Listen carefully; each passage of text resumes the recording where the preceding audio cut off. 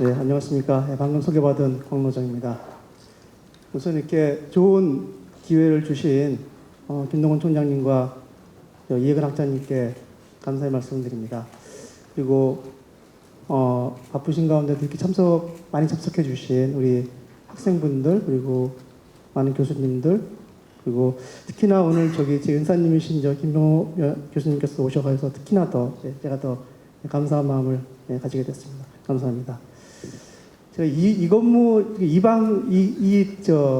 강당에 들어오면서 느낀 게 한 40년쯤 된 얘기인데, 제가 저 정도쯤에 앉았었던 것 같은데, 신입사원 오리엔테이션 할 적에 제가 저 자리에 앉아서 오리엔테이션을 들었던 지금 기억이 나거든요. 그래서 그게 벌써 39년 뭐 이렇게 된 것 같은데, 정말 세월이 참 빠른 것 같습니다. 굉장히 감회가 새롭고요. 오늘 제가 여러분들한테 이렇게 아주 이렇게 밸러블한 말씀을 드릴 수 있을지 모르겠지만, 어쨌든 같이 한번 좀 얘기하면서 또 제가 가지고 있는 생각들, 그 다음에 혹시 여러분들이 가지고 계신 생각들을 같이 한번 나누는 계기가 되고, 거기에 추가해서 반도체에 대한 여러분들 학생분들의 또 관심과 그다음에 이해가 좀 높아졌으면 하는 그런 바람을 가지고 말씀을 시작하도록 하겠습니다. 아까 참 시작하기 전에 이해근 학장님께서 말씀하신 것 중에 한 가지 다 맞는 말씀인데, 한 가지 조금 정정하고 싶은 게, 제가 대학 다닐 때 술을 못 마시진 않았고요. 적당히 마셨는데, 지금 잘 못 마시지만, 그래서 그거는 조금 적당히 마셨습니다. 메모리 반도체 비전과 육성이라는 부분에 대해서 한번 말씀을 드려보고자 하는데요. 보시는 그림은 제가 메모리 회사다 보니까 좀 메모리라는 그런 측면에서 좀 좋은 기억이 없을까, 아니면 좀 이렇게 특별히 기억나는 게 없을까 생각하다 보니까 84년도에 제가 이제 대학 들어갔던 해였는데, 그때 한번 좀 어떤 기록 같은 거 찾아보고 싶었고요. 또 하나는 이제 10년 뒤에 제가 그 당시 현대전자를 입사했는데, 그때의 한번 기억들을 한번 좀 가져보고 싶어서 이런저런 사진들을 찾아봤습니다. 이걸 보여드리는 이유는, 예전 같으면은 사진을 가지고 있는 사람을 내가 찾아다니면서 사진을 찾아야 되거든요. 근데 이거 요즘 다 이제 구글링 몇 번 하면 다 나오잖아요. 그죠? 그래서 그만큼의 시간이 흐르면서 ICT 산업의 발전에 힘입어서 이제는 그 데이터 센터, 기타 여러 가지 인포메이션의 어떤 그런 축적에 의해서 우리가 원하는 것들은 언제든지 찾아볼 수 있고 또 업로드 시킬 수도 있고, 결국 이런 것들이 이제 반도체를 포함한 ICT의 힘인 것 같습니다. 그래서 하여튼 그런 세상이 많이 바뀌었다는 말씀을 드리고 싶은 거였고요. SK 하이닉스는 출발부터 메모리 회사였고 지금도 역시 메모리 회사입니다. 그래서 우리가 어떤 좋은 메모리 칩을 만들어 갈 것인가에 항상 이렇게 초점을 맞추고 있는데, 오늘 일단 그런 측면에서 한번 메모리부터 출발해서 한번 얘기를 한번 드려보도록 하겠습니다.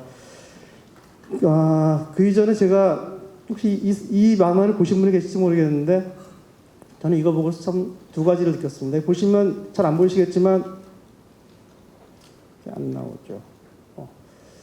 65년도에 그린 만화거든요. 2000년이 넘어가면 이런 일이 생길 거라고 그랬는데, 정말 놀라운 거라고 생각하는 게 태양광 얘기 나오고 있고요. 그다음에 무슨 컴퓨터 얘기 나오고 있고, 로봇 청소기, 기타 들고 다니는 포터블 TV 같은 것들, 전기 자동차 다 보면은 현재 우리가 이미 누리고 있는 그런 세상이거든요. 근데 한 거의 50년 전에 50년도를 이렇게 정확히 맞추기가 참 쉽지 않은데, 지금 우리가 만약에 50년 뒤를 예측하라 그러면은 굉장히 힘들 거예요.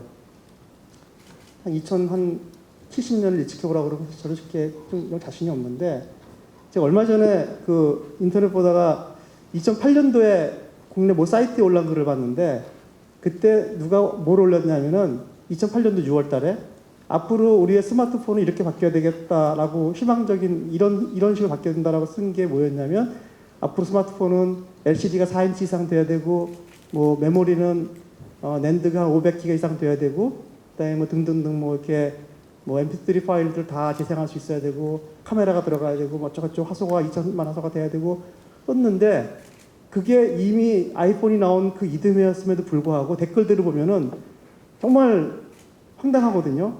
그게 앞으로 10년 내에 이루어지겠냐, 20년 뒤에 이루어지겠냐, 말도 안 되는 얘기다, 이러면서 이미 뭐 4인치가 넘어가면 그게 휴대폰이냐 뭐 이렇게 얘기를 한 걸 보고 불과 그거는 수년 내에 다 이루어진 건데 이 만화를 보고 제가 느낀 거는 두 가지인데 정말 이 만화를 그린 사람이 인사이트가 정말 놀랍다라는 거 하나 하고 또 하나는 이렇게 그 당시에 상상했던 것들이 이루어지는 거의 대부분의 것들은 반도체가 들어감으로써 거의 모든 것들이 이루어졌다는 것을 사실 알 수 있습니다. 그래서 그 두 가지 측면에서 인사이트 반도체가 얼마나 중요한 것인지를 다시 한번 강조드리고 싶고요.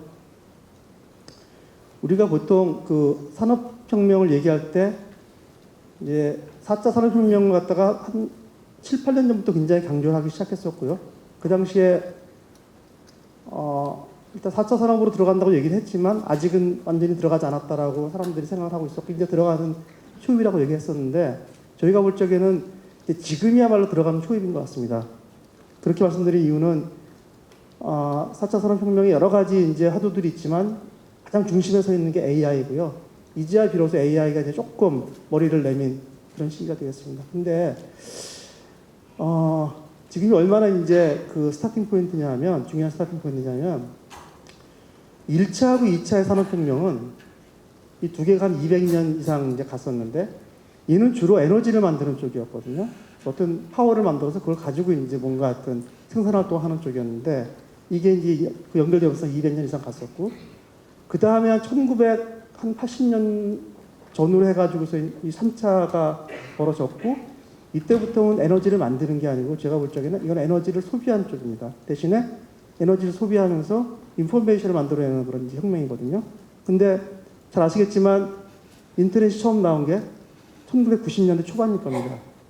그때는 이제 군사 목적이었었는데 컴퓨터가 나오고 그 다음에 그 당시 컴퓨터는 주로 이제 워드 프로세서 그런 용도였었죠. 그러니까 간단한 게임 같은 거 나오고 거기에 이제 비로소 유선 전화선이 꽂히면서 통신이 시작됐고 그다음에 무선 통신이 발달하면서 그 외에 이제 스마트폰이 올라탔죠.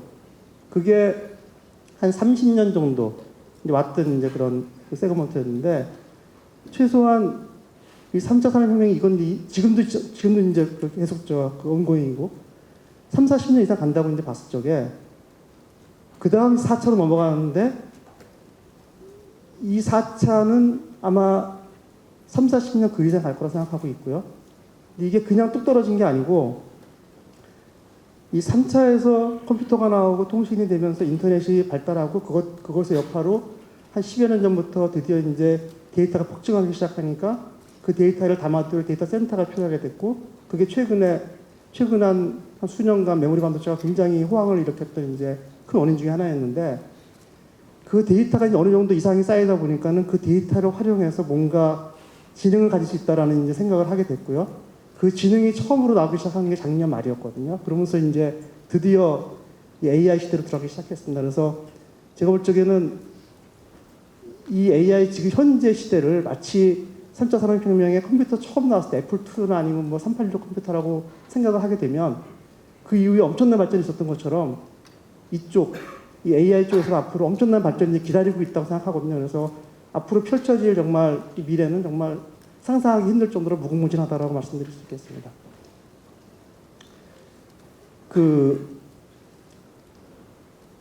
작년부터 올해까지 굉장히 화두가 된 책이 이제 칩워라는 책인데 아마 그 책을 읽어보셨으면 잘 아시겠지만 칩워를 읽어보게 되면 지금의 반도체 전쟁이 갑자기 미중 뭐 이렇게 갈등이 생긴 게 아니고 원래부터 그런 전쟁이 있었어요. 60년대부터. 근데 그게 미소 냉전이 끝나면서 잠시 그런 필요가 없기 때문에 어떤 그런 텐션이 없었던 것 뿐이지 계속 있었던 그런 전쟁이었거든요.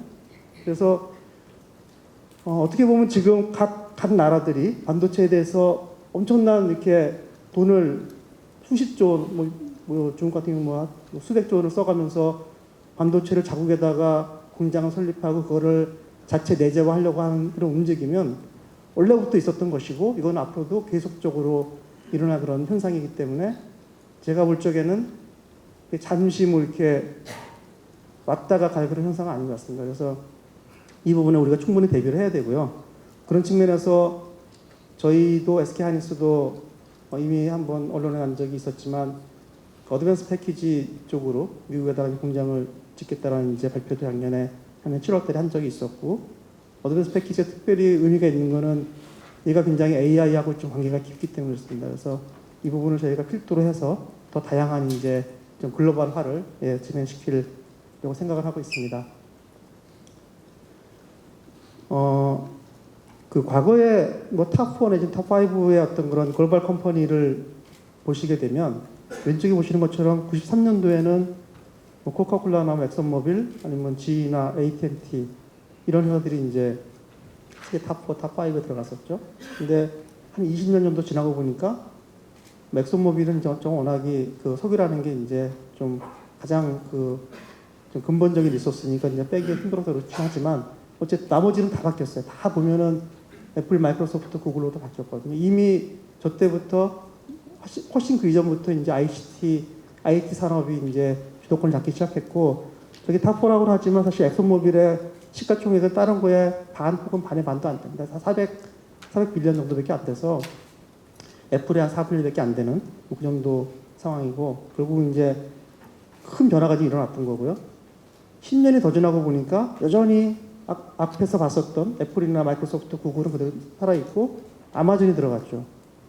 근데 아마존이 들어간 거는 아마존이 이렇게 무슨 뭐 책을 팔고 그다음에 뭐 리테일에서 이렇게 잘해서 들어갔다기보다는 아마존이 클라우드 서비스를 처음으로 시작했고 그것으로 엄청나게 빠른 성장을 보이면서 다른 회사들도 보면 다 실제 내용을 보면은 2013년 대비 23년에 성장을 한 게 다 클라우드 서비스 때문에 성장을 했거든요. 다시 얘기해서 이 네 개는 다 본질이 비슷합니다. 근데 최근에 또 이제 $1 트릴리언 시가총액 마켓캡에 들어온 회사가 엔비디아인데, 엔비디아는 AI로 들어왔죠. 그래서 결국은 이제 지금은 이제 엔비디아가 이제 이 ICT 업계를 지금 이제 리딩하고 있는데, 새로운 이제 비즈니스를 만들어내고 있는 거죠. 그 영역을. 그래서 지금의 세상은 그 클라우드, 그 다음에 AI로 이루어지는 그런 것들이 좀 지배하는 세상이라고 볼 수 있겠습니다. 그런 측면에서 보면은 이게 얼마나 빨리 발전하고 있냐면은, 이 작년 11월 달에 이제 챗GPT가 3.5 버전이 이제 그 커머셜리 릴리즈 되고, 그러고 나서 불과 6, 7개월 사이에 잘 안 보이시겠지만 각기 다른 회사들이 다 다른 그 LLM들을 좀 만들어 내보내고 있거든요. 불과 한 7개월 사이에 한 11개, 12개 정도의 새로운 모델들이 나오고 있고, 지금도 나오고 있고. 그래서 이 얘기는 과거에 이렇게 빠르게 발전한 그런 사례가 별로 없었는데, 사실 그 AI에 대한 그 컨셉은 이미 100년 전부터 나와 있었어요. 근데 그게 구현이 안 됐다 뿐이지. 마치 뭐하고 비슷하냐면, 여러분들 스타워즈 보시면은 스타워즈 시리즈가 있는데, 맨 처음 나온 첫 번째 작품이 그 맨 첫 번째 1번이 아니고 중간쯤부터 나왔거든요. 그거 다 내용 아실 텐데, 앞부분에 대한 그 영상 처리를 할 수 있는 기술이 없었기 때문에 그 당시에 할 수 있었던, 그 당시에 컴퓨터 그래픽으로 할 수 있었던 것부터 먼저 만들어 놓고 나중에 기회가 되면 이제 기술이 발전하면은 앞쪽으로 가자 했는데, 한 20, 30년 뒤에 이제 앞쪽이 나오기 시작했죠. 그것처럼 AI에 대한 컨셉은 나와 있었는데 그거를 구현시킬 하드웨어가 안 됐던 거예요. 그러니까 AI화 하려고 그러면 데이터가 필요했고, 그 데이터는 쌓여져 왔었어요. 계속. 근데 이제 폭발적으로 발전한 게 인터넷하고 이제 모바일 때문에 발전했는데, 그거와 더불어가서 하드웨어적으로 저거를 구동을 시켜야 되는데, 구동시키려면은 CPU하고 메모리가 필요한데 둘 다 안 됐거든요. 근데 그게 가장 최근 들어서 이제 마지막 단추를 깨면서 작년에 드디어 이제 이게 커머셜라이즈 된 거고, 이제 그게 이제 지금부터 시작을 하는 겁니다. 그래서 지금 이제 그 AI 쪽으로 이제 전체 그 인더스트리가 지금 넘어가고 있는 중이라고 말씀드릴 수 있겠고요. 말씀드린 것처럼 초기에 이제 PC로 시작해서 지금 이제 그 모바일 폰, 스마트폰이 나오고, 그다음에 그런 것들이 엄청난 데이터의 폭증을 불러일으키면서 이제 클라우드 쪽으로 이제 넘어가기 시작했죠. 그리고 이제 우리가 지금 여기에 서 있습니다. 여기 서 있고, 앞으로 이 슬롭이 얼마나 가팔라질지는 사실 잘 모르겠는데, 과거보다 훨씬 가팔라지는 거는 맞는 것 같고요. 이 기울기가 얼마나 더 가팔라질지는 여러 가지 이제 요인들, 그러니까 그런 테크놀로지적인 측면에서 하드웨어건 소프트웨어건 이게 얼마나 이렇게 잘 상호 보완하면서 시너지를 만들어 줄 것인가가 이제 저걸 결정할 것 같고, 저거에 따라서 우리 사회가 아마 동시에 저 기울기에 비례해서 많이 바뀌게 될 것 같습니다. SK 하이닉스는 이제 그 하이퍼 테크놀로지라고 이름을 붙이는데, 초기술이라고 붙이는데, 그 이렇게 빨리 변하는 시대에 이런 사회에서 우리가 어떤 기술을 가지고 어떻게 기여할 것인가를 계속 고민하고 있고요. 저희가 생각하는 거는 뭐 이제 경쟁자들하고 어떤 격차를 벌리는 거보다 혹은 그거는 이제 경쟁자들 간의 차이인데 그게 아니라 어떻게 하면은 어떤 기술을 만들어내서 그걸로 새로운 밸류를 창출하고 그것으로부터 뭐 사회에 사람에 뭔가 어떤 기여를 할 것인가 그런 쪽으로 생각한다고 보시면 네, 좋을 것 같습니다.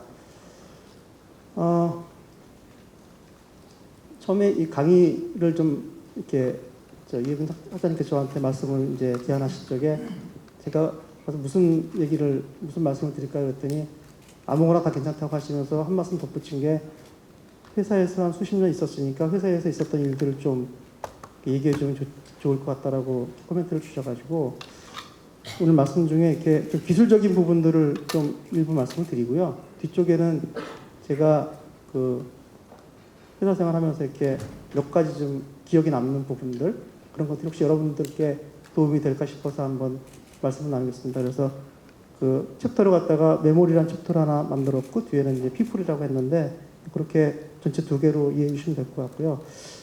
그 기술적인 측면에서는 저희는 세 가지로 생각을 하고 있는 게 그 인바이러먼트하고 실질적인 그 아주 그 구체적인 기술들 그 다음에 그것들이 어떻게 응용되는지 그 세 가지로 나눠서 생각해 볼 수 있겠습니다. 아까 학생님 잠깐 말씀하신 게 그 학교도 이제는 ESG가 굉장히 화두인 것 같습니다. 이제 ESG는 이게 처음 나왔을 적에는 뭐 일종의 뭐 과거에 많이 해왔던 사회공헌 뭐 그런 거 내지는 뭔가 이렇게 회사를 잘 이렇게 좀 포장한다 그럴까? 회사를 잘 그 이미지를 좋게 하는 뭐 그런 거로 생각을 했었지만 이게 그런 상황이 아니거든요. 정말로 이제는 ESG, 그러니까 Environment, Social, 그 다음에 Governance 얼마나 투명하게 회사를 운영하고 그 다음에 사회에 기여를 하면서 동시에 뭐 이미지 메이킹 그런 측면이 아닌 정말로 환경에 뭔가 기여를 하지 않으면 그런 회사는 존속하기 힘들다라는 이제 전 세계적인 공감대가 형성되고 있기 때문에 정말 중요한 그런 아젠다고요. 이게 이제는 회사만이 아닌데 학교까지도 아니면 기타 여러 가지 기관들까지 다 ESG가 화두가 되고 있습니다. 그 중에서 특히 당장 저희한테 그 좀 크리티컬하게 다가오는 거는 이게 그 인바이러먼트 쪽인데요. 올해도 그랬지만 올해도 비가 여름에 엄청 많이 왔었고 계속 그 기상이변이 많이 나타나고 있는데 뭐 위에 보시면 저거 올해 그저 데스밸리에서 저렇게 폭우가 와가지고 사막에 정말 생전 처음 보는 그런 현상이 일어났었고요. 왼쪽에는 그 한 3, 4년 된 것 같은데 사하라 사막에 폭설이 내려가지고 이렇게 사막에 눈이 쌓인 그런 진기한 풍경을 봤는데 낙타들이 희한하게 추워하지 않는 것 같아요. 이렇게 가만히 서 있더라고요. 그래서 뭔가 이렇게 웅크리고 있어야 될 것 같은데 되게 내성이 강한 것 같습니다. 되게 적응력이 좋은 것 같고요. 뭐 몽골의 사막화는 뭐 어제 오는 일이 아니고 근데 그 트렌드를 보면은 점점 그 매년 기상이변의 횟수가 각 전 세계에서 뭐가 올 거 아니에요. 뭐 플러드도 있고 아니면 무슨 이런 뭐 저것도 있고 저 가뭄도 있고 뭐 이런 건데 그 보고되는 횟수가 점점 지금 늘어나고 있어가지고요. 상당히 심각한 문제인데 그 이면에는 그 지구 온난화가 주범이라고 다들 이제는 다 인정하지 않습니까? 그리고 그것이 파리 기후협정에서 온도를 향후 2030년까지는 온도 상승의 그 델타를 갖다가 2도 이내에 맞춰야 된다라고 계속 주장하고 있는 거고 그거에 뭐 근거는 저도 뭐 잘 모르겠지만 만약에 2도 이상 올라가면은 이제 시베리아가 녹기 시작하면서 시베리아에 들어가 있는 메탄이 나오면서 한 40에서 80배 정도의 더 강력한 CO2보다 그 지구 온난화 가스 나오면 그때부터는 이제 계속 마치 핵융합 하듯이 그냥 자발적인 그런 반응이 일어나서 이제 걷잡을 수가 없다라고 이제 그런 논리를 가지고 있는데 어쨌든 간에 그건 되게 지금 중요한 크리티컬한 문제고요. 근데 또 한 가지 지금 이제 그 피할 수 없는 상황이 이 에너지 컨섬션 측면에서 보시면은 뭐 요 빨간색 그 바를 보시면 이게 그 데이터 센터가 사용하는 그 전기의 양인데 우리가 지금 이제 이쯤에 있고요. 불과 30년이 되면은 뭐 몇 배가 늘어나거든요. 지금 전 세계에 있는 데이터 센터가 사용하는 그 전기에 소모하는 전기 양이 200테라와트 아워쯤 되는데 그게 원전으로 따지자면 한 17개쯤 된다고 하더라고. 최신 원전 우리나라 기준 신한울 뭐 그 정도쯤으로 레퍼런스를 하면. 근데 2030년이 되면은 한 3000테라와트 아워까지 가면서 저기 한 250개 정도의 새로운 원전이 지어져야 되거든요. 근데 저거를 원전으로 할 수가 없으니까 뭔가 더 친환경적인 걸로 가져가야 되는데 그렇게 우리가 에너지를 만들어낼 수 있을까? 또 하나가 이제 거기에 더해가서 이 위에 있는 네트워크스라고 해가지고 와이어리스 앤 와이어드 결국은 이런 것들이 다 보면은 데이터를 또 이제 왔다 갔다 하고 이제 또 뭐 기타 여러 가지 뭐 연산하고 이런 데 쓰는 것들이라서 저거 두 개 합치면 어마어마하거든요. 그래서 아마 향후에 이 그 AI 혁명의 가장 걸림돌 중에 하나가 될 게 아마 그 전력이 될 거라고 다들 생각을 하고 있습니다. 그래서 어떻게 하면 전력을 지금 낮추는 노력들을 하고 있고 그 데이터 센터가 그 전기를 소모하는데 상당 부분 어디다 소모하냐면은 그 데이터 센터를 쿨링하는 데 사용하고 있거든요. 그래서 뭐 이제 최근에 몇 년 전까지는 뭐 이거 뭐 필요하겠나 싶었는데 요새는 이제 서버로 갖다 그냥 액체에 담궈가지고서 쿨링하는 그런 에너지를 낮춰주는 뭐 그런 것들도 이제는 굉장히 심각하게 들여다보고 있는 그런 상황인데 어쨌든 간에 하여튼 이 에너지 소스를 갖다가 찾지 못하면 거기서 아마 바틀렉이 걸릴 가능성이 좀 있습니다. 하여튼 근데 그런 측면에서 지금 카본 에미션을 줄여야 되고 전기는 더 쓰니까 전기도 줄여야 되고 이런 것들이 지금 이제 이중으로 닥쳐서 저희 같은 경우는 SK하이닉스 같은 경우는 뭐 탄소 저감 활동을 갖다 이미 시작을 했고요. 우리 그 비즈니스 파트너 컴퍼니들하고 같이 한 17개쯤 되는데 계속 키워나갈 거고 뭐 장비 자체가 좀 전기를 덜 먹는 장비들 개발하는 거. 그다음에 가스도 그 카본이 들어가 있는 카본 체인이 들어가 있는 그러니까 CF4나 뭐 C4F6 이런 것들 아니면 뭐 저기 NF3 같은 것들 그런 가스 들어갔다가 덜 쓰거나 안 쓰거나 하는 것들을 그런 프로세스를 개발하는 것들. 그다음에 그 운전 효율을 갖다 높여서 AI 같은 것들을 써서 이제 이런 것들은 이미 시작을 하고 있고요. 동시에 저희가 할 수 있는 것들 중에 하나가 이제 어떻게 하든지 좀 그 로파워 제품들을 만들어서 좀 파워를 좀 그 메모리가 덜 쓰게 하는 거 그리고 HDD를 좀 SSD를 좀 많이 바꿔주면은 좀 그 감축시킬 수 있는 그런 부분들 이런 것들이 이제 저희가 현재 할 수 있는 일들이고 좀 더 할 수 있는 일들을 찾아서 하여튼 그 아까 말씀드린 ESG에서 이제 이 부분을 저희가 하여튼 집중해서 지금 하고 있고 회사 내에서 ESG 전담 조직이 있어서 그쪽으로 하여튼 상당히 저희가 집중을 하고 있습니다. 두 번째는 기술 쪽인데 아마 좀 많이 익숙하실 것 같긴 한데 그 주로 스케일 다운 쪽으로 저희가 많이 계속 수십 년째 하고 있다가 랜드는 이제 탈피했죠. 탈피해서 이제 스택업 쪽으로 하고 있고 두 개가 좀 다르긴 한데 메모리 반도체는 어차피 시스템에 들어가는 이제 컴포넌트고 걔한테 요구되는 것들은 좀 거의 변하지 않았었어요. 그러니까 용량이 무지하게 컸으면 좋겠다. 그리고 속도가 굉장히 빨랐으면 좋겠고 전기를 덜 먹었으면 좋겠고 그리고 최근에는 워낙에 좀 미션 크리티컬한 부분들이 많다 보니까 릴라빌리티 쪽에 이제 퀄리티적인 측면에서 이제 또 크라이테리아가 굉장히 높아졌거든요. 특히 HBM 같은 경우 굉장히 이제 품질 리콰이어먼트 스펙이 되게 높은데 타이트한데 그런 부분들 그리고 어쨌든 회사 입장에서는 어떻게 하든지 하여튼 비용을 갖다가 그 코스트 오브 매니팩처링을 갖다가 낮춰주는 저비용을 만들 수 있는 이런 것들이 이제 항상 지난 4, 50년간 계속 뭐 메모리뿐만 아니라 모든 반도체 다 포함인데 이런 이제 리콰이어먼트가 있었고요. 그런 측면에서 이제 D램을 보게 되면 D램은 이게 여기는 이제 150나노 정도부터가 그래 있는데 이게 뭐 예전에 하여튼 한 1000나노부터 좀 내려왔죠. 좀 내려오면서 그 사이에 굉장히 많은 혁신들이 있었습니다. 이거 뭐 다 말씀드릴 수는 없고 혁신이라고 말씀드리는 이유는 이게 그렇게 하면 안 되는 걸 한 것들이 있었거든요.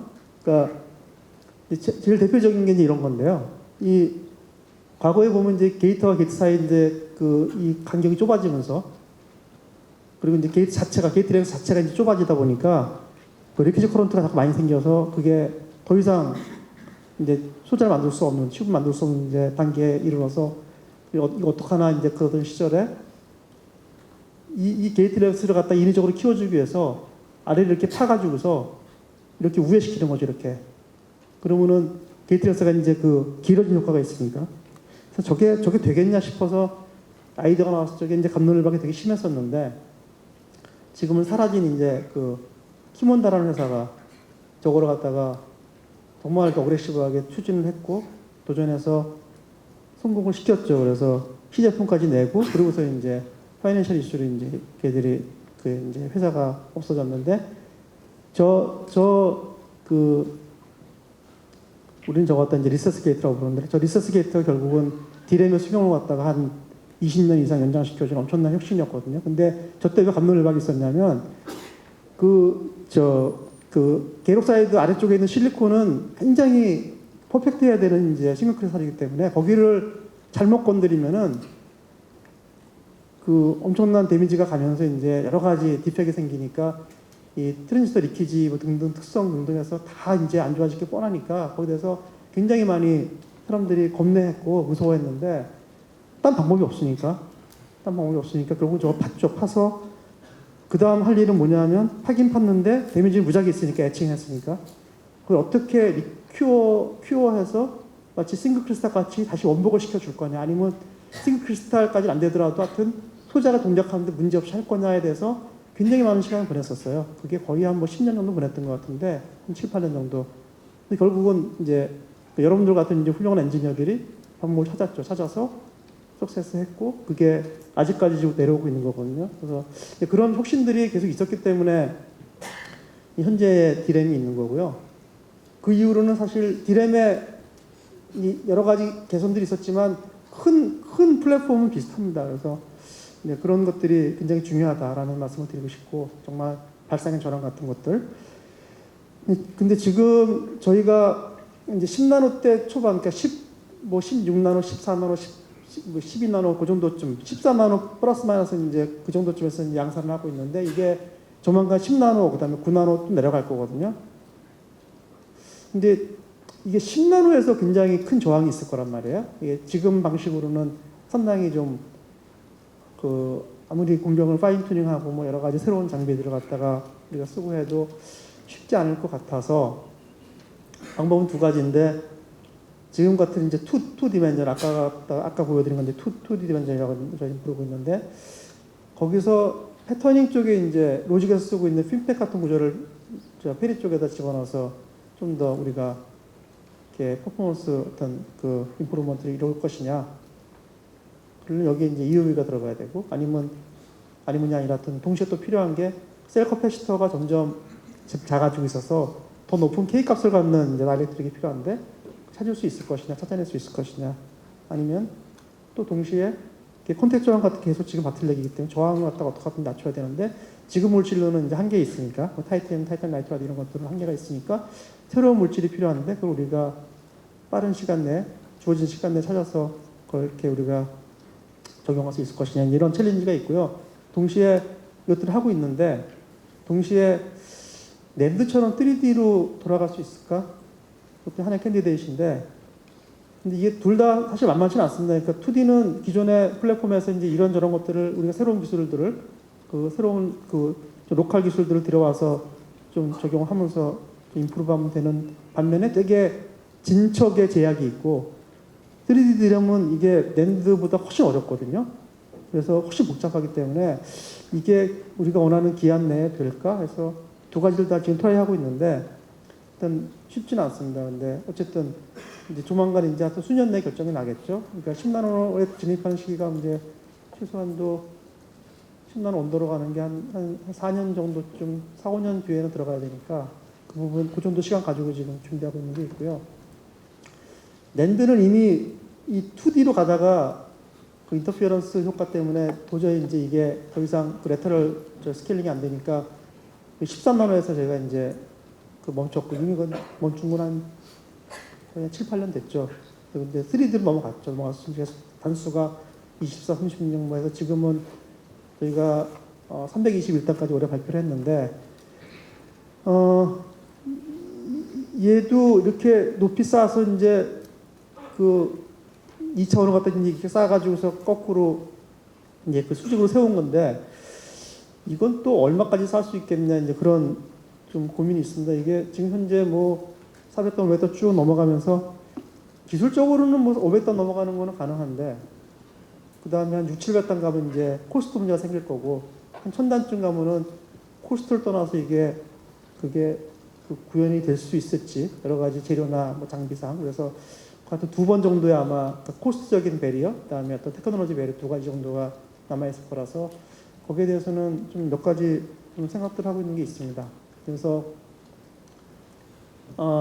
지금까지 주로 이제 스택업 쪽으로 많이 계속 층을 쌓는 쪽으로 갔었는데 이게 좀 옆으로 좀 줄이는 것도 지금 좀 본격적으로 좀 많이 하고 있고요. 그래서 가급적이면 이제 위로 올라가는 걸 좀 줄이는 걸로 하는 게 있고 그다음에 그 어차피 저희가 그 한 셀에 빗을 많이 넣어주면 되니까 그런 측면에서 그 물리적으로 이렇게 넣는 것도 추진하면서 동시에 병행하는 게 이제 로지컬 스케일링 그러니까 우리가 로지컬리 지금 뭐 지금 TLC가 주류인데 QLC 쿼드러플로 넘어가고 있는 중이고 거기에 또 이제 PLC까지 넘어가는 그런 식으로 이 축을 하나 더 가져가고 그래서 이 2가지 축으로 레터럴 스케일링 그다음에 로지컬 스케일링 동시에 원래 하고 있던 버티컬 스태킹 3가지가 이제 같이 어우러져서 랜드가 어디까지 갈지를 지금 좀 들여다보고 있고 거기에 더해서 뭐 저희가 웨이퍼 본딩이랄지 이런 것들도 같이 저희가 지금 동시에 지금 추진하고 있습니다. 이런 것들 좀 도와주기 위해서. 네.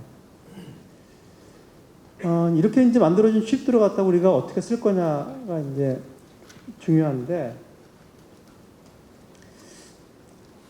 이게 과거에는 되게 심플했거든요. 그러니까 D램은 그냥 D에다 꽂으면 됐어요. 그러니까 그 여러분들 PC 열어보시면 이제 그 꽂는 데 있잖아요. 그 모듈 꽂는데 거기다 꽂거나 아니면 낸드는 뭐 저 D카에다 꽂거나 아니면은 뭐 기타 여러 가지 뭐 MP3 같은 데 꽂으면 그만이었는데 이게 지금은 되게 지금 그 응용이 좀 다양해지고 있어가지고 뭐 DDR5 이제 많이 활성화되고 있고요. 그다음에 뭐 그 포터블 SSD, 그다음에 그 LPDDR, 로파워 DDR 쪽도 지금 스마트폰에서는 굉장히 좀 하이 퍼포먼스 원하고 있고 하이 스피드 쪽으로, 그다음에 AR, VR 쪽들, 울트라 로우 파워를 쓰는 그 메모리 같은 것들, 그다음에 AI 쪽에서 들어가는 매치딩 같은 것들. 그래서 점점 이게 좀 되게 다양해지고 있어서 저희 같은 각 모든 섹터에 대해서 다 일종의 시그니처라고 할 수 있는 저희만의 어떤 그런 특성을 가지는 뭐 저희 같은 항상 추구하는 건 세계 1등이니까 세계 1등이 될 수 있는 세계 1등의 성능을 가지는 그런 제품들을 만들려고 노력하고 있습니다. 실제로도 그런 것들이 지금 구현되고 있는 것들이 있고요. 뭐 엣지벤 많이 들어보셨을 것 같은데 이 왼쪽에 보시는 것처럼 잘 아시는 내용이잖아요. 과거에 CPU를 돌릴 적에는 우리가 그냥 CPU 옆에 캐시 붙어 있고 D램하고 이렇게 시리얼하게 통신하면 됐었는데 뭐 코어가 많아봤자 뭐 4개, 8개밖에 안 되니까. 근데 그래픽에서는 코어 수가 엄청나게 늘어나잖아요.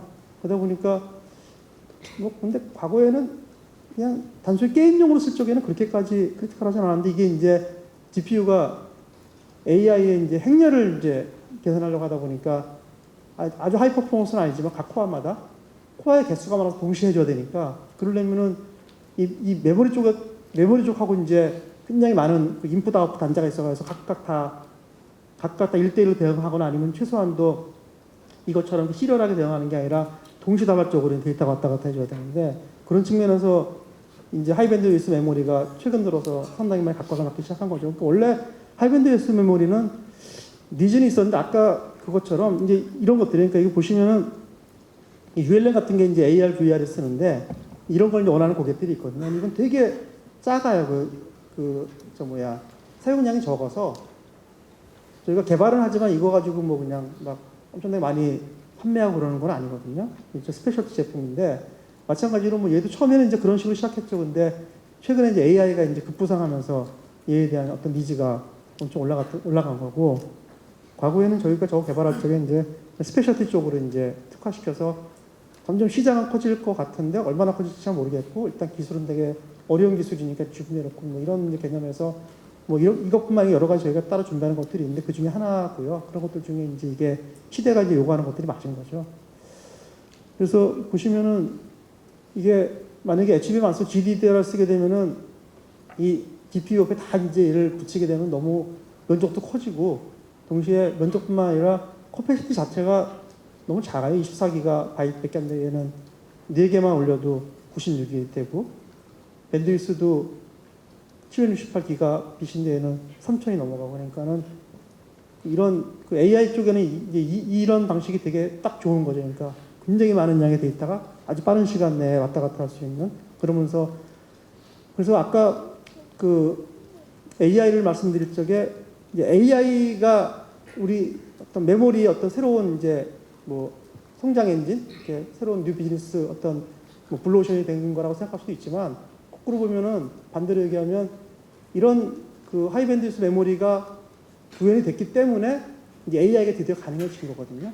과거에는 할 수가 없는 이제 그런 하드웨어 환경이었는데 이제 하드웨어가 됐기 때문에 드디어 이제 가속이 붙은 거라서 뭐 누가 뭐 어디 한쪽에다가 이렇게 뭐 혜택을 베푸고 그런 건 아닌 것 같습니다. 아까도 말씀드린 것처럼 이제 AI는 지금 시작이고요. SK하이닉스는 AI의 어떤 리딩 컴퍼니로 굉장히 자리매김을 하려는 그런 플랜을 가지고 있고 이게 보시면 이게 계속 올라가는 중이거든요. 정상은 어딘지 잘 모르겠는데 한참 더 가야 되고요. 근데 이 과정 중에 있고 여기 뭐 반도체 학생들도 계시지만 여러분들 같은 분들께서 이제 조인하셔가지고 더 높은 정상까지 가는 그런 이제 숙제들을 그런 미션을 수행해 주셔야 될 것 같습니다. 뭐 또 다른 이제 최근의 변화를 보시면 CXL이라고 해서 결국 모든 시스템은 다 어디로 가냐면 시스템 퍼포먼스가 다 극대화하는 쪽으로 가거든요. 마치 예전에 뭐 목택동 그 주석이 얘기했던 뭐 흑묘맹묘처럼 뭐 쥐를 잡는 거는 뭐 하얀 고양이나 검은 고양이나 어쨌든 간에 퍼포먼스는 좋아지면 되니까 CXL 쪽으로 가면서 이 메모리 용량을 좀 늘리고 싶은 거예요. 그러니까 그 지금은 마치 그저 프랑스 파리의 개선문을 중심으로 해서 이렇게 다 방사형으로 도로가 있듯이 파리에 다 개선문을 통해서 딴 데로 가고 이런 식으로 보통 돼 있잖아요. 물론 중간에 이제 새길도 있긴 하지만 그거보다는 이제 이 로컬리 이렇게 커뮤니케이션을 해서 꼭 CPU를 안 거치더라도 이 디바이스끼리 디바이스와 메모리끼리 직접 통신할 수 있는 이런 식으로 지금 이제 풀어주려고 하는 거거든요. 그러면서 훨씬 더 많은 메모리를 쓰면서 훨씬 더 빠른 시간 내에 각자가 할 일 들어갔다가 그 로컬리 수행을 하고 그 다음에 꼭 필요한 거는 이제 그 CPU를 이제 옮겨오고 이런 것들이 이제 동시에 벌어지게 하려고 하다 보니까 이쪽에서 상당히 많은 이제 변화가 있을 겁니다. 그래서 다양한 메모리들을 이제 필요로 하게 되고 특히나 이제 여기 MDS라는 게 이제 그 매니지드 디램인데 이게 뭐냐면은 이제 디램에 이제 컨트롤러가 붙을 거거든요. 그러니까 지금까지는 그 낸드에만 컨트롤러가 붙었었는데 이제 디램도 컨트롤러가 붙고 그래서 이게 되게 복잡해지고 있는 단계입니다. 그래서 아까 이제 HBM도 말씀드렸지만 이런 것들이 메모리가 지난 처음부터 지금까지 거의 평생 메모리 생애 전체를 다 커머디티로 살아왔던 거에서 이제는 이게 되게 좀 스페셜티로 막 이제 분화가 되는 중인 것 같아요. 그 첫 시그널이 HBM이고요. HBM 좀 더 그렇게 더 들어갈 거고 이런 것들이 나오면서 점점 더 시스템 퍼포먼스를 올리기 위해서 시스템 유저들이 이제 우리의 커스터머들이 여러 가지 아마 이제 요청을 이미 하고 있고 또 해올 거고 그런 것들을 이제 맞춤식으로 가져가면서 메모리가 이제 단순히 많이 찍어서 그냥 많이 뿌리면 팔리는 그런 제품이 아니고 마치 파운드리의 그런 로직처럼 뭔가 이렇게 특화된 그런 기능들을 가지게 될 겁니다. 이제 또 다른 게 많이 들어보셨을 것 같은 이건 이제 우리 과기부에서 많이 밀고 있는 건데 우리나라 뭐 이제 그 향후에 메모리 뭐 이제 미래는 뭐 PIM이다 그래서 이제 그 과기부에서도 상당히 적극적으로 이제 추진하고 계신 그런 과제긴 한데 프로세싱 메모리라고 해서 마치 여러분들 그 집에 만약에 뭐 생수가 떨어졌는데 생수 한 명 살려고 또 차 몰고서 이마트나 뭐 아니면 뭐 롯데마트나 이런데 뭐 또는 뭐죠 하여튼 그런데 그 가기 되게 불편하잖아요. 그 하나 때문에 그죠? 그러니까 이제 그래서 이제 집 근처에 무슨 이마트 24나 아니면 무슨 뭐 그 조그마한 슈퍼 같은 게 생기고 이런 것들이 이제 그런 건데 어쨌든 간에 이 모든 그런 연산이 다 CPU로 몰리니까 이게 너무 지금 불합리한 거라고 생각을 하거든요. 그래서 아주 간단한 연산들은 그냥 이 메모리에다가 그런 유닛을 넣어가지고서 여기서 간단하게 돌리고 여기서 이제 다 좀 그렇게 어렵지 않은데 양이 많은 것들은 돌리고 안 되는 것들은 이제 CPU로 돌려보내면은 훨씬 효율적으로 자원을 쓸 수가 있으니까 그런 측면에서 이거는 뭐 되게 상식적인 그런 어떤 어프로치인데 어쨌든 이런 식으로 이제 이제 시도가 이루어지고 있고 저희가 시제품 만들어 본 게 GDDR6라는 거에서 그래픽 DDR6에다가 이건 이제 저희가 PIM 갖다가 이제 AIM이라고 이름 붙인 건데 엑셀러레이터 메모리라고 해서 AI 쪽에 이제 사용할 거니까 이렇게 되게 되면 밴드위스나 아니면 기타 파워 이피션시가 굉장히 좋아지거든요. HBM보다. 그래서 이런 것들이 이제 선택에 따라서 이제 많이 앞으로 활성화될 것 같습니다.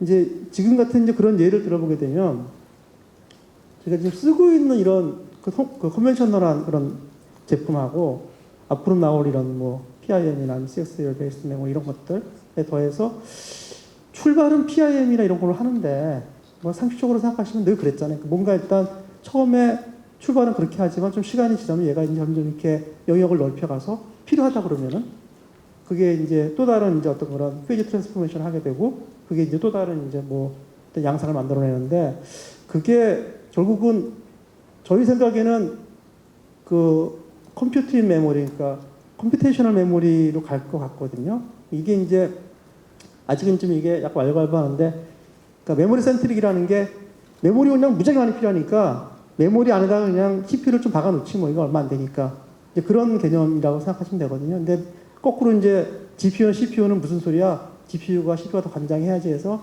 CPU, GPU에다가 그냥 갖다 붙여 이제 해서 여전히 이제 CPU 센트릭, 뭐 GPU 센트릭으로 가려고 그러는데 이게 일단 PIM 같은 거로 들어가서 자리를 잡고 이제 그게 훨씬 더 유용하다라고 생각하게 되면 점점 더 어려운 역할을 줄 거고요. 그러면 자연스럽게 아마 CIM으로 갈 것 같아요. 그러면은 훨씬 더 이게 뭐 어떤 뭐 이제 그 앞으로 그럼 뭐 CPU는 할 일이 없고 뭐 GPU는 할 일이 없고 그게 아니라 훨씬 더 시스템 퍼포먼스로 갖다가 빠르게 향상시킬 수 있는 방법이기 때문에 아마 같이 쉐어하는 그런 방식으로 역할을 분담하는 그런 식으로 발전하게 될 것 같고 이렇게 되면서 이제 폰너면 방식의 컴퓨터가 우리가 계속 생각하듯이 이게 뭔가 이렇게 좀 사람 같은 신경계 같은 쪽으로 옮겨가는 아마 그런 이제 계기를 만들어 줄 것 같습니다.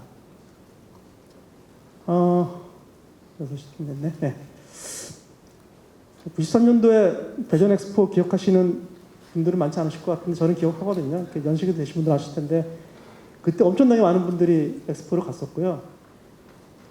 참고로 근데 우리나라가 엑스포를 2번 했는데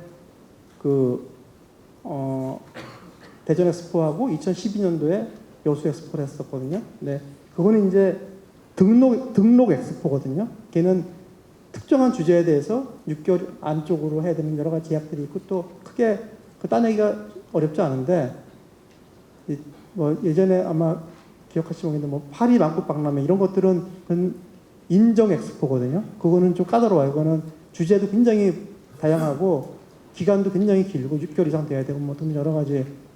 그래서 뒤에 나오겠지만 저희가 부산 엑스포를 굉장히 좀 열심히 유치하려 노력하고 있는데 그 당시에 뭐 이런 것들이 나왔을 때 다들 신기해하고 이게 뭐냐 자율주행 이게 될 거냐 뭐 이게 VR이 뭐야 뭐 이게 막 터치 스크린 신기하다 막 침 발라보고 막 이렇게 했다고 하는데 이게 결국 다 지금 구현됐거든요.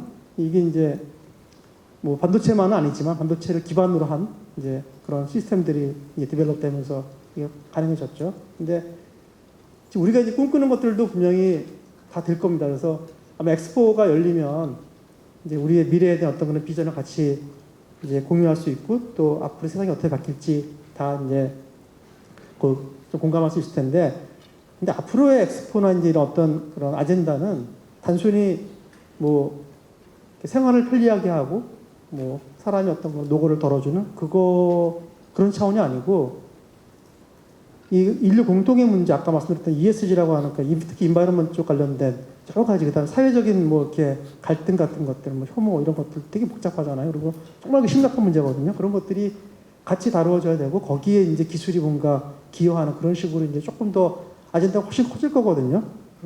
그런 식으로 이제 바뀌어 나갈 거고요. 어쨌든지 간에 이번 달 28일 날 이제 엑스포 투표가 있습니다. 파리에서 저희들도 이렇게 좀 그런 활동을 하고 그랬는데 최근에 되게 좀 잘 좀 유치가 돼서 우리나라에서 이런 아젠다를 가지고서 좀 세계에 뭔가 같은 메시지를 줄 수 있는 그런 계기가 됐으면 좋겠습니다. 두 번째는 피플인데 이 시간이 몇 시까지 15분 정도 남았죠.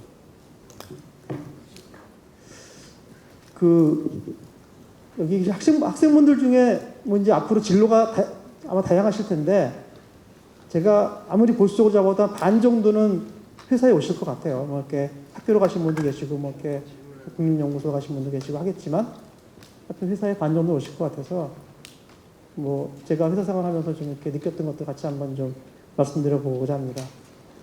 저 순전히 그냥 제 개인적 주관적인 생각이고 제 경험에 국한되어 있기 때문에 이게 뭐 일반화할 수는 없지만 혹시라도 도움이 되시면 좋겠습니다. 많은 사람들이 좀 일을 좀 조금 하면서 편하게 하면서 이렇게 뭐 워크라이프 밸런스도 찾고 싶고 막 이런 게 있잖아요. 근데 저는 만약에 선택하라고 그러면 일이 많은 게 나을 것 같아요. 그러니까 밸런스가 제일 좋은데 밸런스가 깨져가지고 어느 쪽으로 가려고 그러면 많은 게 좋겠다. 왜냐하면 제가 입사하고서 처음 받은 이제 잡이 이제 이게 디바이스 단면인데 그 당시에 16메가 D램이었거든요. 예. 이 아래 이게 메탈, 이거는 실리콘 서브스트레이트구나. 이건 기판이고요. 이건 이제 컨택인데 이럴 수도 있고 아니면 이제 이 배선과 배선이 이렇게 지나갈 수도 있고 요 이제 홀을 갖다가 매립을 해야 되는데 그 전까지 계속 저희가 이걸 다 알루미늄을 썼었어요. 쓴 이유는 두 가지인데 알루미늄을 써서 저걸 공정을 하게 되면 저항이 카파나 백금, 뭐 금 이런 거 빼고는 제일 낮은, 그러니까 커머셜라이즈 할 수 있는 가장 저항이 낮은 물질이고요. 두 번째는 그냥 이렇게 메탈 증착하고 나서 이렇게 뚝뚝 잘라서 그냥 얘를 그냥 배선으로 쓰면 되거든요. 저항이 낮으니까. 그래서 잘 썼었는데 이게 점점 작아지고 좀 깊어지다 보면 잘 안 들어가는 거예요. 그러니까 이 알루미늄은 특성상 프리커서가 잘 개발이 안 돼가지고 CVD가 안 되고 PVD밖에 안 되거든요. 그러니까 스파타링에서 이렇게 플라즈마로 원자를 떼어내서 걔를 이렇게 비처럼 내리게 해서 이제 웨이프에 쌓게 하는 건데, 그러니까 이게 잘 안 들어가요. 이렇게 막 컨포멀하게 따라가지 못하거든요. 그 패턴을. 그래서 이제 그때가 온 거예요. 그러니까 점점 좁아지고 깊어지다 보니까 이런 식으로 되게 좁고 깊은 걸 채워야 되는데 잘 들어간 것도 있지만 안 들어간 것도 되게 많거든요. 이러면 안 되고 D램은 메탈 공정에서 하나라도 안 들어가면 죽거든요. 그러면 칩이 죽어버려요. 그래서 안 돼요. 살려야 되거든요. 그러니까 전부 다 들어가야 돼요. 그러다 보니까 이제 CVD 방식이 이제 텅스텐을 이제 사람들이 쓰고 싶어 했고, 텅스텐은 딴 건 다 좋은데 이 저항이 너무 높아가지고 한 4배 정도 이상 높으니까 알루미늄보다 얘를 싹 다 갈아내고 위에를 다시 여기다가 알루미늄을 증착하고 또 패터닝을 해야 되니까 복잡해지거든요. 비싸지는 거예요, 한마디로. 복잡해지고 수율도 떨어지고. 그러니까 어떡하든 이걸 연장하고 싶은데 제가 받은 잡이 이거였단 말이에요. 알루미늄이었단 말이에요. 그래서 이것 때문에 그 경쟁을 갖다 한 1년 넘게 했었거든요. 정말 치열하게 했었는데 어차피 이제 이게 한 2, 5메가쯤 가면 이제 못 쓸 거라 생각했었어요. 그러니까 많이 쓰면 16메가, 64메가까지 쓰고 이제 넘어가자 이런 건데 이제 그 기간 동안에 그게 한 양산까지 합치면 한 4, 5년은 써야 되니까 안 그러면 설비를 다 바꿔줘야 되거든요. 그 투자가 엄청나니까. 근데 결국은 이제 파이널리 계속 이게 페일이 나고 그러니까 이제 아이고 이거를 이제 드랍하고 일로 갔죠.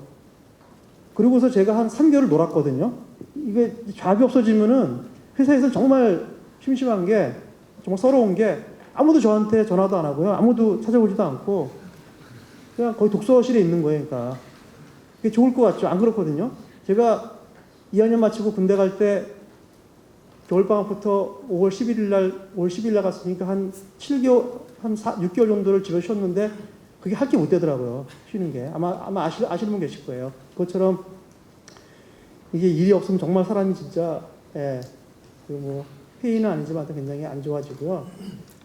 그 회사도 그렇고 뭐 딴 데도 마찬가지고 일이라는 게 여러분들을 드러낼 수 있는 기회거든요.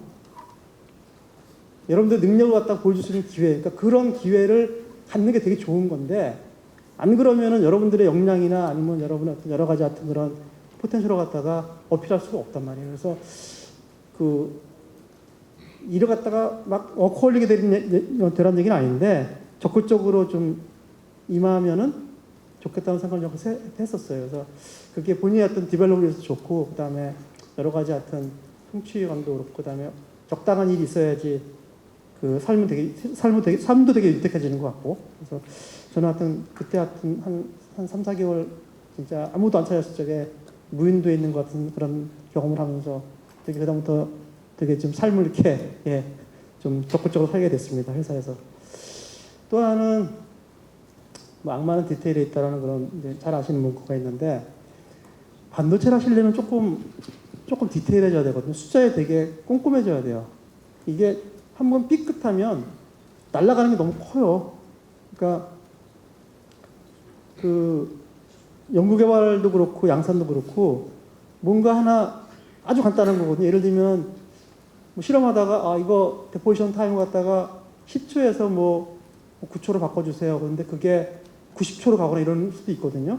그러면은 실험이 망치잖아요. 근데 우리는 이게 TH가 길어서, 턴어라운드 타임이 길어서 보통 웨이퍼를 넣어서 나와서 뭐 다 어떻게 해서 하려고 그러면 한 4개월쯤 걸리거든요. 그게 한번 엉뚱한 거 하나 때문에 이게 망가져 버리면은 4개월 날려먹는 거예요, 그냥. 그러면 그 개발기에 날아가는 게 그 돈으로 따지면 어마어마하고, 특히 뭐 양산 같은 경우에는 뭐 하나 잘못 건드리면은 쭉 흘러가다 나중에 알면은 앞에 거 보면 뭐 이미 한 일주일씩 흘러가고 웨이퍼 흘러가 버리면 돈으로 치면 그게 뭐 수백억 수천억 되고 그러니까 그 정말 꼼꼼해야 되고 더블 체크해야 되고 또 점검해야 되고 이런 것들이 이제 일상화돼야 되는데, 그 양산이라는 게 정말 힘든 게, 양산을 안 해보신 분들은 아실 거고 안 해보신 분들은 잘 이해가 안 되실 텐데, 양산 그거 그냥 개발한 거 갖다 그대로 심으면 되는 거 아니야? 근데 그게 그대로 심을 때 개발해서 이 프로세스나 여러 가지 같은 그 프로세스 윈도우 아니면 마진을 갖다가 넓게 잡아주면은 그냥 그대로 갖다 심으면 되거든요. 근데 그게 좁은 경우에는 문제가 생길 수가 있어요. 이게 지금 대표적인 경우인데 하나의 예인데, 우리가 그 양산을 한다는 얘기는 연구소에서 장비 한 대 가지고 쭉 이제 한 대씩 갖다 놓고서 쭉 이제 평가하고 이제 개발해서 양산을 넘기고, 양산에는 같은 종류의 장비가 10대 20대 있거든요. 거기다 다 쫙 이제 엠베어를 해야 되는데 그 장비들이 다 똑같지가 않아요. 다 달라, 조금씩. 예를 들면 그런 거니까 이 챔버하고 이 챔버하고 이 빨간색이 이제 이 챔버에 장착한 어떤 필름인데 약간 모양이 다르죠, 그죠? 얘는 이제 위에가 볼록해서 오버행이 져 있고 얘는 이제 플래터인데, 버티컬한데, 요것 때문에 이 아래에 애칭할 적에, 애칭이라는 게 파내는 건데, 애칭할 때 파내는 양이 달라지거든요. 넓게 파지고 여기는 좁게 파지고, 요게 이제 밑에 있는 다른 레이어랑 이제 쇼트가 나고 안 나고 이제 그런 현상인데, 이게 왜 생겼나 봤더니 똑같은 장비 똑같다고 생각했었는데 아래 칠러가 있어요. 칠러가 뭐냐면 이렇게 냉각시켜 주는 거예요. 그러니까 여기서 이렇게 쿨런트를 갖다 올려가지고 여기 이제 쿨링을 시켜서 이제 그 챔버 온도를 낮춰주는 거거든요. 안 그러면 이게 너무 뜨거워지니까. 근데 이 쿨런트는 저 아래에 있어요. 그러니까 이게 보통 팹이 보면은 이렇게 한 3층 내지 2층으로 되어 있거든요. 그래서 여러분들이 아마 크린룸 가보시면 크린룸은 깨끗하잖아요. 거기는 이제 이런 장비들이 있고, 아래층이나 그 아래층 내려가면 거기는 이제 온갖 것들, 막 펌프들, 칠러들 막 돼 있다고요. 이 길이가 이게 뭐 하여튼 10m도 되고 20m도 되고 그래요. 이 관 길이가. 근데 얘는 똑바로 뻗어 있어서 길이가 짧았어요, 그 당시에. 얘는 이제 놀 데가 없어가서 칠러를 약간 옆으로 나가서 이제 길어졌단 말이에요. 근데 템프 센서가 어디 있냐면 이쪽에 붙어 있었거든요. 그러니까 칠러는 지 역할을 다 한 거라고요. 똑같이 내보냈어요, 온도를.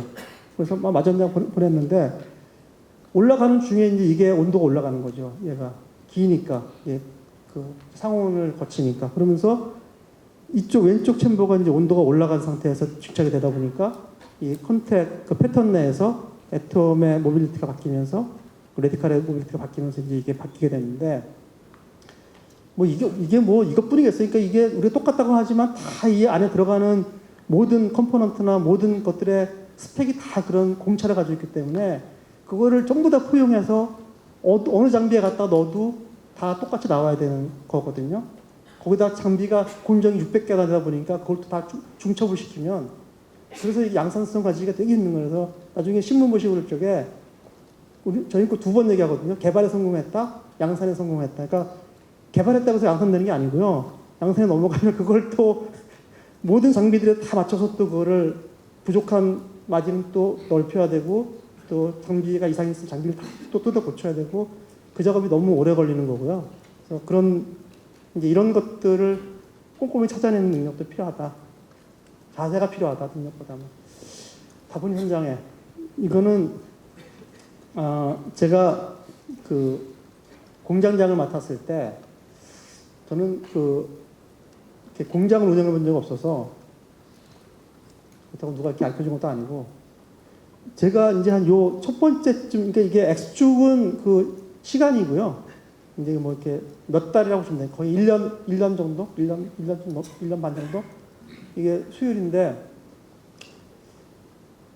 제가 한 이쯤에 갔었어요. 공장장이 됐어요. 그래서 이게 이제 신규 제품인데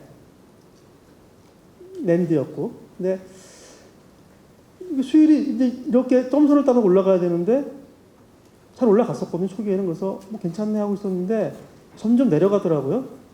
근데 이게 수율이 올라갈 때 보면 이렇게 아주 매끈하게 올라가는 게 아니라 마치 주가랑 비슷한 게 이제 삐질삐질 이렇게 올라간단 말이에요. 그러니까 이게 이제 포지션이 있는데 좀 내려가길래 뭐 그런가 보다 뭐 어차피 이제 그동안도 이렇게 왔었으니까 그래서 좀 내려가나 보지 했는데 이게 계속 내려가는 거예요.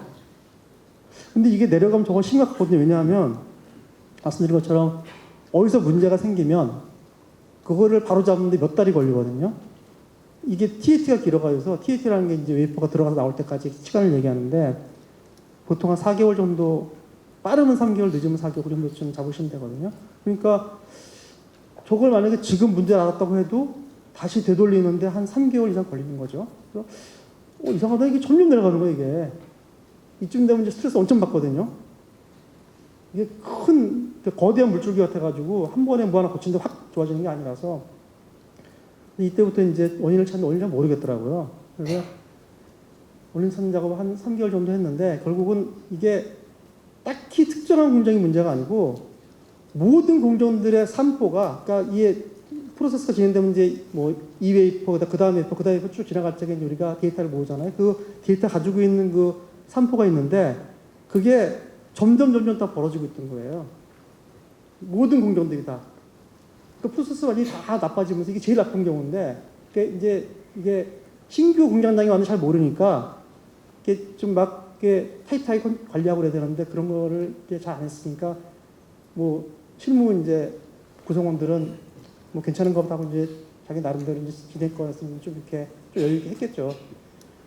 그래서 그거를 모든 데이터 갖다 매일 밤에 다 같이 모여서 한 공정이 뭐 작은 공정까지 하면 한 1000개 가까이 되니까 그거를 다 트렌드를 보고서 찾아가서 코렉트를 하는 게 되게 이제 오래 걸렸는데 찾아내고서 이제 그거를 바로잡는데 한 4개월 정도 걸리더라고요. 그러니까 이제 올라가는데 이제 제대로만 그 온트랙을 타면 얘가 쫙 올라가거든요. 그래서 올라가는 게 빨리 올라가는데 그런 부분이 결국은 하나하나 다 뜯어보는 그런 좀 노력이 필요합니다. 이 반도체는. 그러니까 이게 대충 되는 게 없어요. 그러니까 분명히 원인이 있어요. 근데 그게 운으로 되는 건 없는 것 같고, 이거는 늦까맣게 했는데, 제 기억나는 게 2002년도에 연구소 건물 들어가면서 우리끼리 다시는 우리 애 나무는 반도체 안 시킨다 이러면서 그랬거든요. 그때 반도체 메모리 값이 뭐 0점 몇 불 막 그랬으니까 뭐 이렇게 고생해서 만드는데 햄버거 값도 안 되고 막 이런 정말 자괴감을 느끼고 그랬다고 이제 그래서 그 당시에 정말 많이 떠났어요 회사를. 그래서 그냥 3D인데다가 뭐 밸류도 없는 것 같고 그런데 이게 너무 일희일비할 필요가 없는 게 항상 모든 세상에 그거는 사이클을 탄단 말이에요. 그죠? 다 돌고 돌기 때문에 상황이 안 좋으면 이제 좋은 상황이 온다라고 생각할 수도 있고 이것도 비슷한 얘기인데 회사를 나가서 잘 되신 분도 계신데 그렇다고 아주 딱히 잘 되는 분들 별로 안 계시는 게 이 빨간 점이 한국이고 녹색 점이 제가 아는 한 이제 다 간대예요. 그러니까 뭐 대만도 가고 뭐 싱가포르 가고 말레이시아 가고 미국 가고 캐나다 가고 이스라엘도 가고 뭐 독일도 가고 영국도 간 것 같은데 안 그러는데 온 사방에 다 퍼졌거든요. 98년부터 2004년 5년 사이에 우리 엔지니어들이 연구소에 한 40%가 다 관뒀으니까. 근데 뭐 그때 그렇게 옮겨가서 뭐 가신 분들이나 남아있는 사람들이나 결국은 뭐 그렇게 크게 차이는 안 나더라고요. 뭐 이게 이제 자기 어떤 그런 이제 판단인데, 나는 이게 커리어를 갖다가 그런 식으로 디벨롭 할 거야. 내 커리어는 옮겨다녀서 마치 그 웨스턴 스타일로 그렇게 할 거야 라고 할 수도 있고, 아니면 나는 그냥 한 우물 그냥 죽어나가는 여기서 하여튼 뭔가 하여튼 뼈를 묻을래. 그건 이제 본인 성향이니까 본인 성향에 맞춰서 하는 게 좋을 것 같아요. 부안해동하지 마시고, 나는 뭐 남들은 그렇게 나는 나한테 안 맞는 옷이야 그러면 자기한테 맞는 옷을 입는 게 중요한 것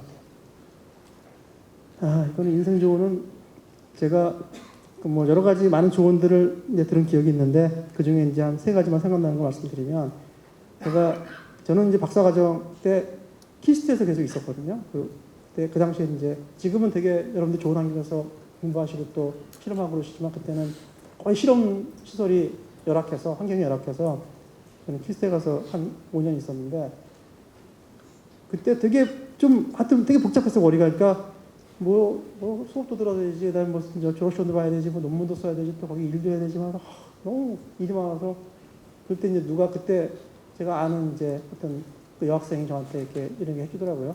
하나씩 풀어라. 그럼 언젠가 풀린다.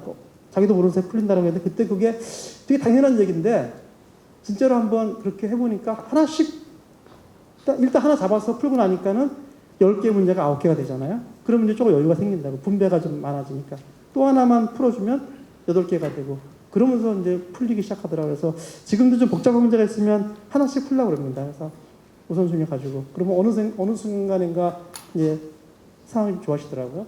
두 번째는, 저는 그 과거에는 되게 관리라는 걸 되게 좀 이렇게 별로 뭐랄까 좋게 생각 안 했거든요. 관리 그럼 되게 좀 고리타분해 보이고 뭐 좀 하여튼 여러 가지 같은 좀 신선해 보이지도 않고. 근데 저는 반대로 이제 약간 창의적이고 약간 좀 이렇게 신선한 아이디어 그런 거 되게 가치를 뒀었는데, 제 후배가 그러더라고요. 제 차장 시절에, 책임 시절에 가끔가다 좋은 아이디어를 내긴 하는데 그게 다가 아니라 그렇게 해서는 못 살아남는다 그러더라고요. 중요한 거는 꾸준히 하는 거다. 누구를 그럼, 이 누구는 저처럼 이렇게 뭐 톡톡 튀는 아이디어는 못 내지만 꾸준히 쉼없이 전진하는데, 지금 당신하고 그 사람 보면 누가 더 인정받냐. 그게 굉장히 마음에 와닿았어요. 그래서 이게 뭐 한 건 하고서 난 한 건 했으니까 좀 놀아야지, 그런 자세가 아니구나라는 거를 그때 알았고, 또 하나는 저희가 왜 나왔는지 모르겠는데, 제가 잘 아는 저희 후배가 회사에 저한테 뭐 술 마시고 그러더라고요. 근데 그때 그 얘기 왜 했는지 모르겠는데, 이제 부장님 되셨으니까는 뒷담화 하지 말라는 거예요. 그래서 내가 했냐 그랬더니 했다는 게 아니고 하지 말라고 하더라고요. 그래서 알았다 그랬더니 꼭 하고 싶으면은 집에 가서 개한테 하라고 하더라고요. 그래서 여기다 개를 그러는데 그것 때문에 나왔는데, 이렇게 개가 없으면 인형한테 하라고 하더라고요. 그게 되게 와닿았어요. 그러니까 개나 인형한테라도 이렇게 임금님긴 단나기처럼 그렇게 해서 하여튼 그런 얘기를 하지 말아야 되겠구나. 되게 또 하여튼 뭐가 있었는데 왜 이렇게 와닿았는지 모르겠는데, 하여튼 그래서 그런 게 좀 기억이 남고요. 정리가 대충 되는 중인데, 그 반도체는 아까 말씀드린 것처럼 뭐 이제 여러 가지 뭐 디테일도 있고 등등 있는데, 몇 가지 중요한 그런 좀 반도체 하는 사람들의 어떤 특성 같은 게 있다고 생각하는데요. 보시면은 뭐 커뮤니케이션 능력 되게 중요하고, 왜냐하면은 되게 많은 조직과 연관성이 있거든요. 같이 협업을 해야 되거든요. 그다음에 뭐 포지티브 마인드, 이게 포지티브 마인드로 해도 될까 말까 하는데 네거티브 하면 진짜 안 되거든요. 큐리오시티, 이거 우리 항상 좀 없는 거에서 무에서 유를 만들어내는 쪽 일을 하다 보니까 이런 것들이 당연히 필요하고, 인사이트 되게 중요한 것 같아요. 이거는 좀 키워야 되는데, 아까 저기 반도체 학과에서 그런 질문이 나왔었는데 저 따로 간단히 할 적에, 인사이트는 어떻게 딴 방법이 없고, 제가 생각하는 거는 이것저것 많이 읽거나 듣거나 뭐 이렇게 보거나 이렇게 하면서 뭔가를 갖다 여기다가 계속 축적을 시켜놓으면 이게 하여튼 안에서 뭔가 믹스업 되면서 필요할 때마다 이렇게 어디서 툭툭 튀어나오는 것 같거든요. 제 생각은 그런데 잘 모르겠어요. 근데 하여튼 이게 필요한 건 맞는 것 같고, 결국은 매일 아니면은 때때로 굉장히 중요한 의사결정들을 많이 해야 됩니다. 그래서 의사결정력이 되게 중요하다고 생각합니다. 그래서 이 부분에서는 아까 김영우 교수님 아까 말씀하셨는데, 교수님께서 예전에 천직에 계실 적에 이 SK 하이닉스가 그 당시 하이닉스가 마이크론에 매각되는 걸 반대하시는 이제 그런 기여를 해주신 걸 말씀해 주셨는데 저도 똑같은 생각합니다. 그 당시에 이사회에서 이걸 갖다가 부결을 시켰고요. 그때 이사분들의 그 말씀을 들어보면 제가 최근에 들어보면 이 회사가 없어지면 안 되는 회사고 그게 분명히 앞으로 메모리라는 게 굉장히 가치가 있는 그런 산업이고 그런 측면에서 살려야 된다. 왜냐하면 그때 마이크론에서는 늘 그렇듯이 이제 보통 M&A 하면 이제 필요한 건 빼가잖아요. 그래서 그때 막 소문이 R&D는 이제 미국 보이시로 가고 국내에 있는 팹은 클로즈 시킬 거야.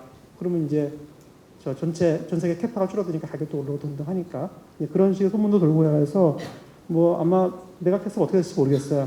그래서 어쨌든 그 당시에 하이닉스 이사회 그다음에 많은 주변 분들 어떤 인사이트와 의사결정, 중요한 의사결정, 라이트한 디시전 때문에 지금의 SK 하이닉스가 있는 것 같고요. 이게 굉장히 중요한 거라는 말씀을 강조하고 싶어서 드렸고요.